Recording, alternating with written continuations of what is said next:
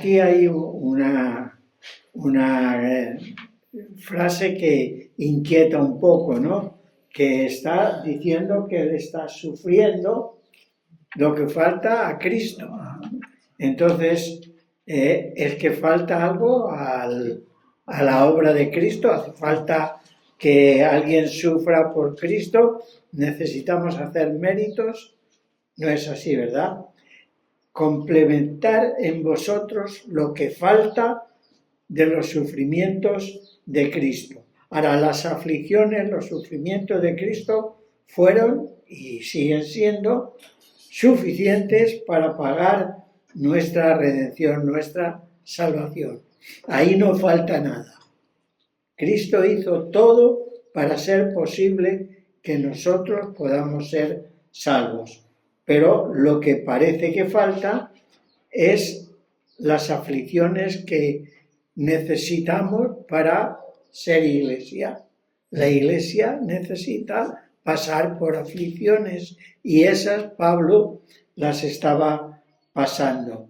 No hay nada que hacer, nada que añadir, pero son unas aflicciones complementarias. ¿Qué es lo que falta? El quehacer por la iglesia, ¿no? Y ese quehacer acarrea sufrimiento. ¿Qué le pasó a Pablo? Pablo tuvo, dice, por encargo de Dios, la misión de ser el apóstol de los gentiles, pues le tocó sufrir lo que era el sufrimiento de las iglesias gentiles. Eso lo estaba pagando, tanto por las que él había fundado como por las que no le conocían, como era el caso de Colosas. Así que Pablo tenía que trabajar con sufrimiento a causa de la iglesia, porque eso era lo que faltaba a los sufrimientos de Cristo.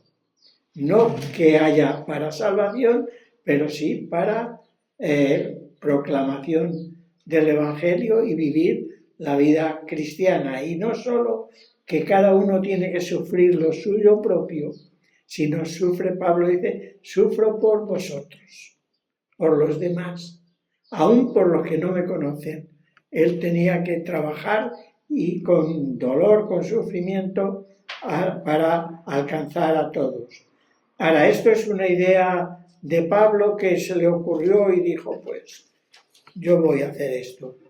Voy a sufrir y voy a conseguir que la gente se convierta. En Juan 16:33, si alguien lo lee.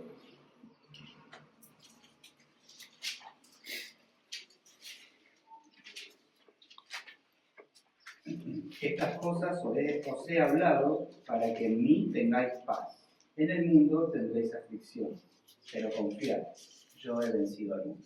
Así que no es que Pablo se inventara unos sufrimientos para ganar la gloria, sino que Jesús ya había dicho, en el mundo tendréis aflicción, tendréis sufrimientos, tendréis dolores. Ahora, la promesa es, yo he vencido al mundo. Pues Él nos va a hacer vencer al mundo. Así que cada uno de nosotros tiene su parte de dolor. Tiene que implicarse en el sufrimiento que supone llevar la obra de Dios adelante. Cada uno está implicado en este sufrimiento. Pues ¿hasta qué punto podemos sufrir? Alguien ha dicho, a dar hasta que duela.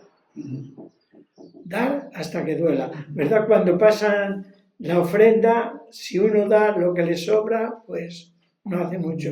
Ahora si cuando da ya te duele, no sé si me estoy pasando, no sé, hasta ahí hay que dar. Entonces, en el sufrimiento, ¿hasta dónde? Hasta que duela.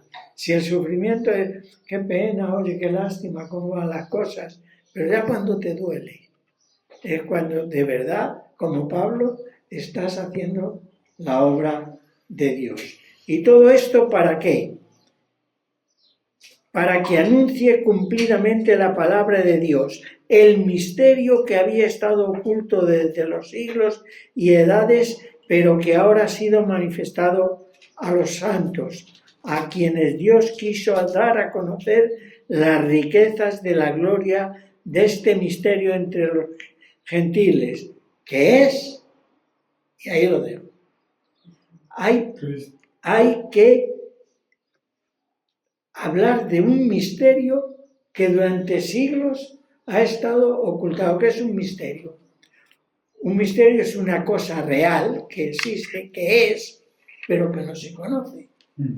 Entonces, durante siglos, hasta la venida de Cristo, hay un misterio ahí escondido que no se ha conocido hasta que Cristo lo ha mostrado. Ahora, ese misterio, ¿cuál es? Que Dios ha creado todas las cosas, eso ya estaba sabido. Casi todas las cosas se sabían. Ahora, lo que no se sabía era que Cristo en nosotros es la esperanza de gloria.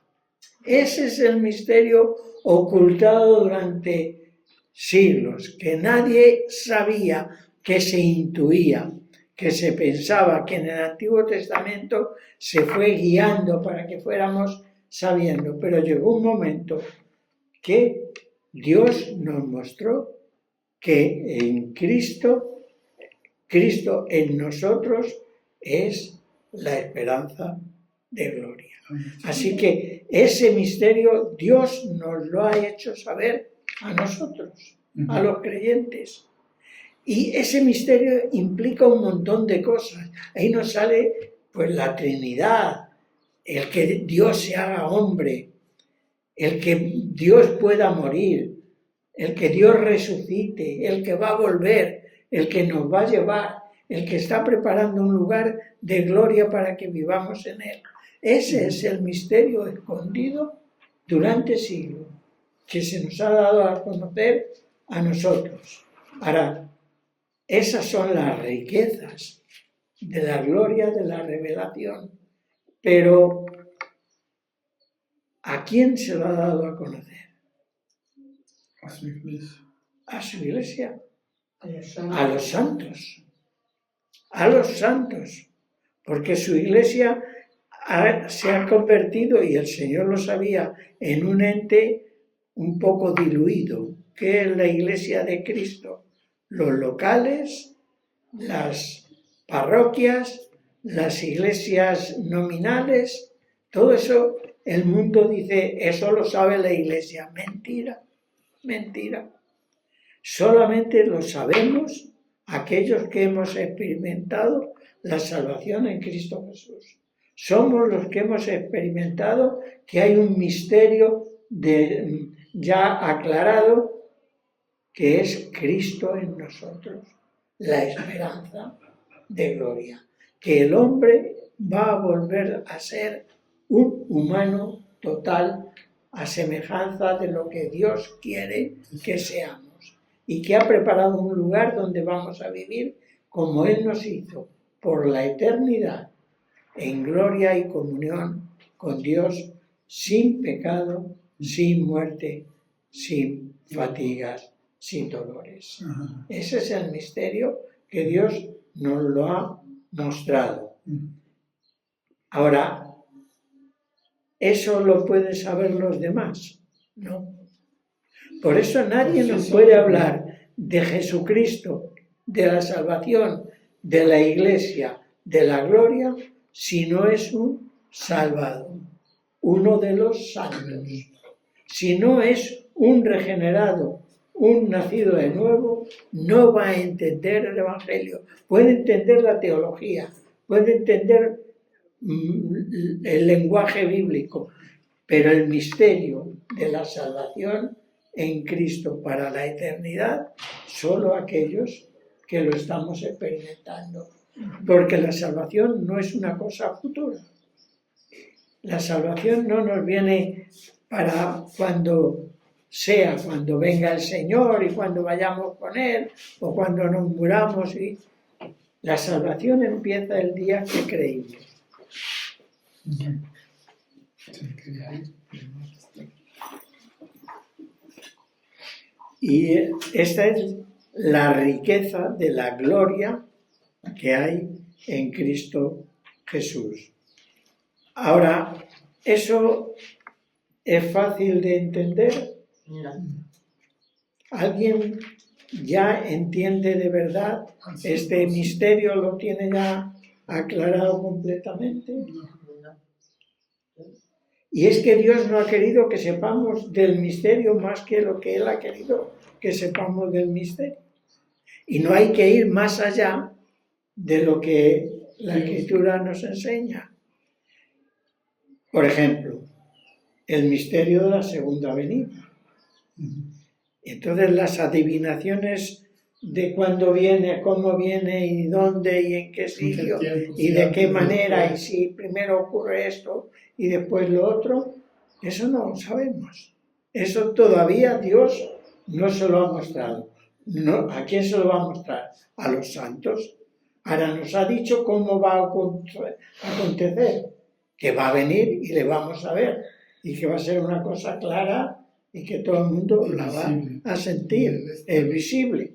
Así que por eso dice, cuando os digan que está allí, no vayáis. Cuando digan que está, no vayáis, si lo vais a ver. Lo vais a ver. Es cuando uno conoce las cosas cuando las ve, ¿verdad?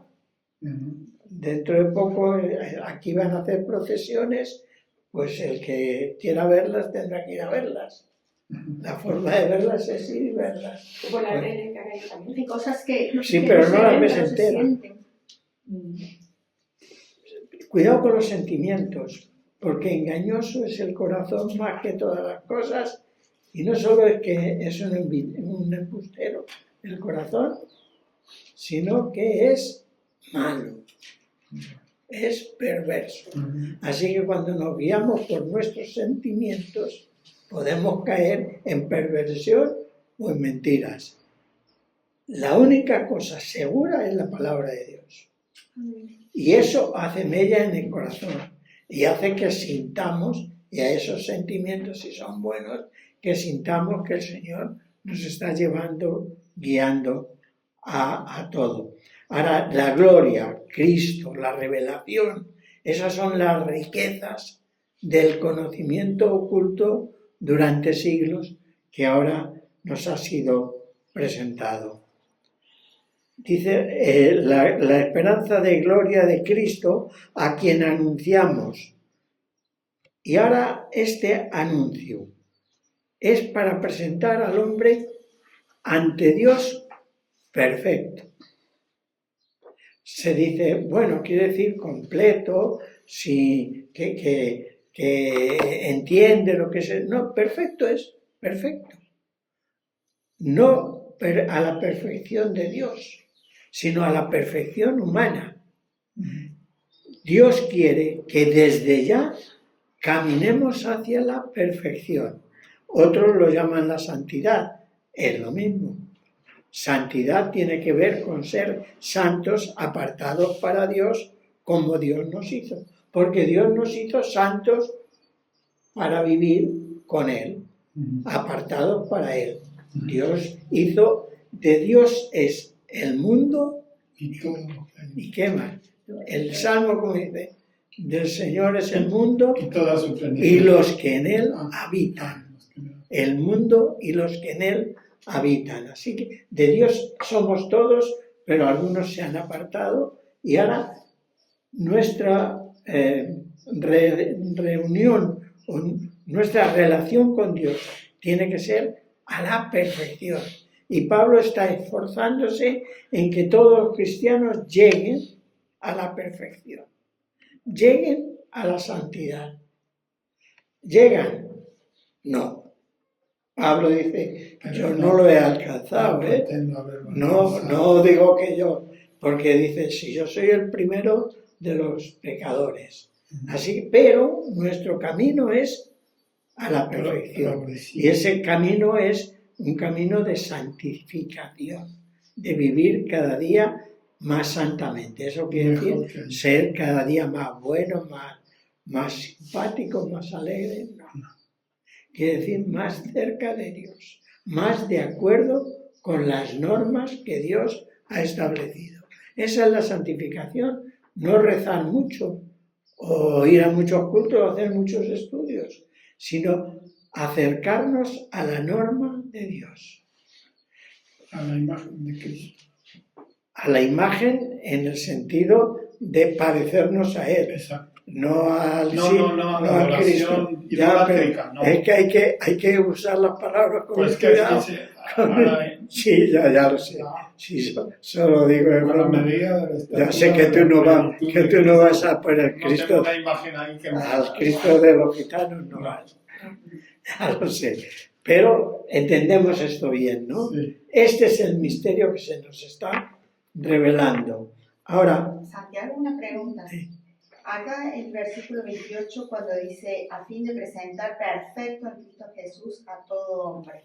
¿No tiene que ver también con la, además de ese camino a la santificación y a la perfección en la que debemos vivir, no tiene que ver también con lo que la obra de Cristo hace en nosotros al momento de nuestra conversión y arrepentimiento de la forma en la que Dios ahora nos ve a través de Cristo, de que nos ve es con su que perfección? si ya fuera no hacía falta hacerlo.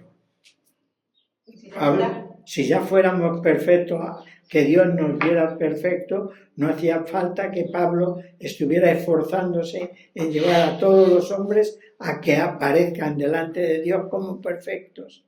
Es verdad que Dios nos ve, pero ¿cómo creímos? Claro. ¿Qué figura usa Jesús para decir nos hemos convertido? Usó la figura de un nacimiento. Entonces, un niño es perfectamente humano, pero no es perfectamente hombre o mujer. Es un bebé y necesita ir creciendo hasta que llega a la edad madura para ser una persona humana completa. Con todas sus facultades. Entonces, esto es lo que pasa con nosotros. Nacimos. Jesús además usó esa figura, ¿no? Un nuevo nacimiento. Nacimos de nuevo. Pero tenemos que ir creciendo. Ahora, ¿cómo se progresa?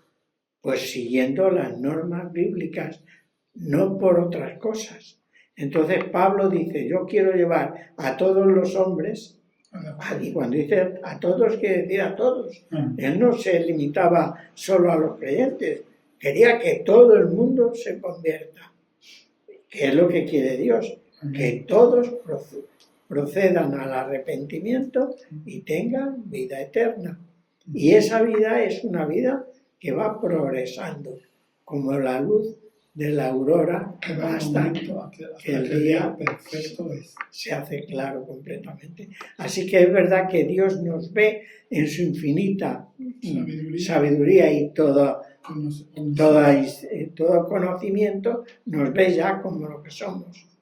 Pero nosotros nos vemos todavía faltos y estamos en progresión. Ahora, el conocimiento. Yo pienso que claro, tu vida, o sea, tu crecimiento hacia esa santificación, no lo haces para salvación, No. pero lo tienes que hacer por tu amor y tu devoción al Señor. O sea, es una forma de expresión de tu amor, ¿no? Tú buscas ser mejor porque amas. Por ejemplo, en un matrimonio, se casan, se quieren mucho, tal, pero es que esa relación tiene que ir madurando a lo largo de los años y cuando y haces las cosas no porque la otra persona te lo pida o te lo demande, sino porque nace de ti el expresar tu amor. Entonces yo pienso que esa debería ser la forma como hay que mirar este camino de santificación, ¿no? Como un camino en donde tu relación con el Señor te lleva a amarlo y amarlo más y querer más, o sea, ser mejor pero por amor. Claro, pero es lo que hablábamos del nacimiento y crecimiento. Pero es que no tiene que ser una cosa de esfuerzo humano por conseguir amar al Señor y de conseguir ser más ajustados a su demanda. Eso no es esfuerzo humano. Por ese esfuerzo nos equivocamos. Es lo que hay un conocimiento. Todo Colosenses habla del conocimiento y en esta porción se habla del conocimiento. Entonces, hay un conocimiento humano, que es el esfuerzo humano por llegar a entender las cosas de la vida. Porque las cosas importantes de la vida son la vida, no son las cosas, es la vida. Y el esfuerzo humano desde siempre, de ahí pues todas las religiones, todas las filosofías, todas las ciencias, todo es por llegar a un conocer la vida, conseguir la vida, vivir la vida, lo mejor posible y tal. Entonces, ese no es un conocimiento que se consigue humanamente. El conocimiento real viene solo por la palabra de Dios. Porque en el caso de los colosenses tenían este principio gnóstico que les estaba llevando a conocimientos profundos, especiales, según el mundo. En nuestro tiempo tenemos conocimientos humanos de todo los tipo. ¿Qué es el conocimiento humano? Cuando llega a enfrentarse con lo que Dios dice, le lleva a la contraria. Ese es el conocimiento humano. Dios dice blanco y el mundo empieza a estudiar y dice negro. Llega a la conclusión contraria de lo que es Dios. Así que ese conocimiento es falso. El amor humano tiene que ver con la reciprocidad. Te quiero porque me quieres, te doy porque me das, te ayudo porque me ayudas. Ahora, como te pongas tonto, esto se acaba. Entonces, ¿qué es el amor? El amor de Dios es algo que Él ha puesto en nuestro corazón y quiere que de ese amor que Él ha puesto, demos. Porque, como dije alguna vez, es el circuito. Dios lo pone en nuestro corazón, nosotros lo llevamos al prójimo y el prójimo lo vuelve en agradecimiento a Dios y es un circuito de amor continuo, que así funciona. Pero si no es el amor de Dios, como tengamos un problema, nuestro amor se puede estropear. Así que lo que enseña la cultura, lo que enseña la moda, no es el conocimiento de este misterio que Pablo nos está hablando así. Ahora, ¿cómo se consigue realizar que lleguemos a un conocimiento o llevar este conocimiento a otro? ¿Cómo se consigue? En los versículos 28 y 29, tenemos ya que ir un poquito más deprisa, nos dice que es una gran labor de trabajo. Este trabajo consiste, dice Pablo, proclamamos, amonestamos, enseñamos, trabajamos, nos esforzamos, sufrimos. Así se lleva el Evangelio al mundo y así se hace crecer a la Iglesia. Repito lo que dice Pablo, versículos 28 y 29. Para conseguir este conocimiento, Pablo dice, nosotros, él y su equipo, proclamamos, amonestamos, enseñamos, trabajamos, nos esforzamos y sufrimos. No hay otra manera. No es fácil, el Evangelio no es fácil. Nosotros estamos aquí empezando una obra del Señor. Estamos empezando una iglesia. No sale automática. Esto no va a funcionar si no hacemos esto de proclamar, amonestar, enseñar, trabajar, esforzarnos y sufrir. Si no hacemos esto, esta iglesia será una iglesia que a lo mejor viene alguno, otros se van, tal, pero llevar el Evangelio como iglesia, proclamar y vivir de acuerdo con el Evangelio, nos cuesta eso. Y quien no esté dispuesto a pasar por esto, no está dispuesto a que su colaboración en la iglesia valga para algo. Será un calientasillas, que a lo mejor ayuda económicamente, pero a crecer la iglesia, a ser iglesia, si no llevamos esta idea, no va a funcionar. Y además, eso se hace mucho más patente cuando es una iglesia nueva. ¿Creéis que nos va a ir todo bien? Nos van a venir problemas de donde no lo esperamos. Y va a haber cosas que nos van a hacer sufrir y mucho. Y mucho. Y nos va a tocar trabajar. Y nos va a tocar hacer cosas que no nos gustan. Y tomar decisiones que cuestan. Pero, dice Pablo, yo, para llevar a todos a esa plenitud del conocimiento, a entender el misterio de Cristo y gozarse en que Cristo en nosotros es la esperanza de gloria, para todo eso tengo que hacer todas estas cosas. Y esto es lo que nos toca a los que estamos aquí. Y tenemos que estar dispuestos y no llevarnos la sorpresa. No nos sorprendamos. Ahora todos estamos de acuerdo y todo va de maravilla.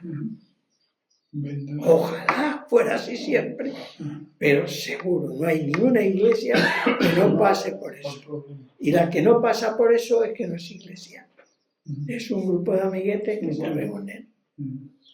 Bueno, ahora, todo esto, nuestro esfuerzo, esto se ocurre por nuestro esfuerzo, por nuestra sapiencia, por nuestro poder.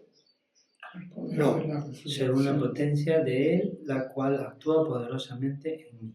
Según la potencia de Él que actúa poderosamente en mí. Entonces, en ti y en mí tiene que actuar poderosamente la potencia que es poderosa para potenciar nuestra poca potencia. Oye, qué bien me ha salido, ¿eh? Sí. Valga la redundancia. Hay redundancia, no me da cuenta. Entonces, es el Espíritu Santo. Es el Espíritu Santo que habita en nosotros, obrando en nosotros, porque es por su poder. Esto es a lo que somos llamados. Y este pleno conocimiento de Dios y de Cristo está reflejado en los versículos 1 al 3 del capítulo 2. Y dice Pablo, quiero que sepáis cuánta lucha sostengo, no he luchado o de vez en cuando peleo, sino sostener una lucha es estar peleando continuamente. Las formas de pelear bíblicas, no hay otras, pero continuamente estoy peleando, no por los que conocía, porque oye, pelearnos por nosotros, si a uno de vosotros o a cualquiera de nosotros está en un problema, ¿no? Todos decimos, oye, ¿qué es lo que hay que hacer? ¿No? Pero dice, por los que no me conocen y a los que yo no conozco. Por esto Pablo peleaba igual que por los otros. Así que nosotros tenemos que pelear por los que no conocemos como por los que conocemos. Por los que no nos conocen como por los que nos conocen. Ha sido muy bonito decir a Puertas Abiertas que venga y tenga una reunión con nosotros, y nos ha abierto la visión de cómo está el mundo, de perseguido y tal. El niño, la caja, ya no lo digo, bueno, la cajita, pues también hemos tenido relación con ellos, tal cual, todo, han venido, todo, muy bonito. Ahora ya nos conocen, eso es bueno. Pero no solo por esos, por los del barrio, por los vecinos que no nos conocen, nos tenemos que dar a conocer. Pero no nosotros, sino a Cristo que está en nosotros. Ahora, la lucha de Pablo es por todos.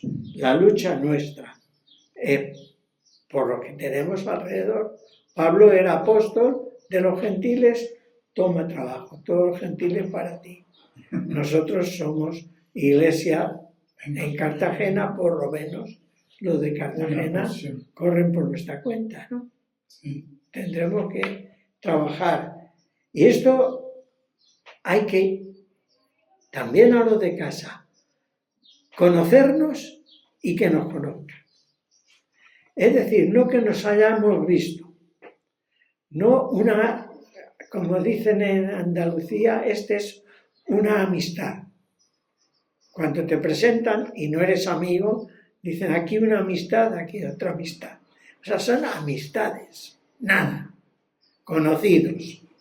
Entre nosotros no tenemos que ser amistades, tenemos que ser conocidos, conocidos. Que nos conozcan y que conocemos. Eso se llama labor pastoral. Y aquí tenemos a 3 que de momento son los responsables primarios de esa labor. Pero todos somos responsables del conocimiento, de conocernos y darnos a conocer y conocer al otro para saber cómo es, cómo hace, cómo está, cómo vive y ayudarle en lo que sea. Y también a los de fuera, conocer a los de fuera. Tenemos que ser conocidos por los de fuera. Esta es la labor pastoral que Dios nos exige. ¿Cómo se consigue esto? Pues hay 2 preguntas. La primera, ¿qué se debe conocer? La segunda, ¿para qué debemos conocer? ¿Qué se debe conocer y para qué debemos conocer? A la primera pregunta es que hay que conocer el misterio de Dios y de Cristo. Ese es el primer conocimiento que tenemos que tener, el misterio de Dios y de Cristo. Un misterio que Dios se ha dignado revelarlo a cada uno de los que estamos aquí. Él ha dicho, a vosotros os lo revelo. Y entonces, nuestra primer labor es conocer el misterio de Dios y de Cristo. ¿Cuál es la fuente infalible para llegar al conocimiento de Dios y de Cristo? La palabra. La Iglesia. No. Los sermones. No. La Biblia. La Biblia. La Biblia. No hay otro. No hay otro. Porque en la Biblia es donde Dios se revela. Y Él se ha revelado a nosotros y nos da a su Espíritu para que lo que no entendemos, lo entendamos. Porque nos hace 2 cosas, les hacía a los apóstoles 2 cosas al principio y nos las hace a nosotros. Primero, recordar las palabras que Cristo ha dicho y enseñarnos cosas nuevas. No hay nada del Nuevo Testamento, absolutamente nada, que no tenga como principio el conocimiento de Cristo. Para conocer la Biblia hay que conocer a Cristo, un conocimiento personal, un trato personal con Cristo. Si no, no vamos a llegar a conocer nada. Tendremos conocimiento de un libro, o de muchos libros, o de muchos comentarios, o escucharemos unos sermones preciosos que nos gustan, especialmente si dicen lo que yo pienso. Porque como digan lo que yo no pienso, ese predicador es un pimiento. A ese ya no le escucho. Porque ha dicho cosas que yo ni las sé, ni me importan, o no estoy de acuerdo. Así que no es ese el conocimiento. El tiempo que se lleva uno, a veces, en escuchar 3 sermones de internet, es el tiempo que hemos perdido en estudiar en la palabra del Señor a Jesús, a Cristo y a Dios. Y ese es el conocimiento que debemos tener, el misterio de Dios y de Cristo, que no lo inventamos, sino que lo aprendemos y Dios nos lo demuestra. Y el segundo la segunda pregunta, ¿para qué debemos conocer? Para saber cómo vivir. Este conocimiento de saber cómo vivir solo es por la palabra. Bueno, eso es lo que dice Pablo, que era lo que faltaba a los sufrimientos de Cristo por nosotros, la Iglesia. Y Pablo se esforzó en hacerlo así, en trabajar para que todo el mundo tenga ese conocimiento que Dios ha revelado para que vivamos de acuerdo con su voluntad, porque eso faltaba a los sufrimientos de Cristo. Y ahí estamos nosotros. Este es el reto. A esto nos llama el Señor a cada uno. Y sabéis lo que hemos estado repitiendo, que eso lleva sufrimiento. Sufrimiento. Vamos, si queremos vivir como Dios nos manda, va a llevar sufrimiento, va a llevar la gloria, va a llevar mucho gozo, va a llevar mucha paz, mucha alegría, pero también sufrimiento. Y como dice la Biblia, hay que saber sufrir con los que sufren, no inhibirnos del sufrimiento de los demás, sufrir con los que sufren. Gozar con los que se gozan, eso es fácil. Ahí no hace falta que nos lo digan. Un cumpleaños, venga, vamos. Ahora, una enfermedad, hacerle la compra a esta señora que está enferma y no puede ir a la compra. Oiga, lo que sea, 100.000 cosas. A eso nos llama el Señor a cada uno. Y yo termino y dejo estos minutillos que quedan con esta, que me meto en lo que le toca al del próximo domingo. Esto lo digo para que nadie os engañe con palabras persuasivas. Que digan lo que digan, como decía la canción, digan lo que digan, lo demás no vale. Esto es lo que vale.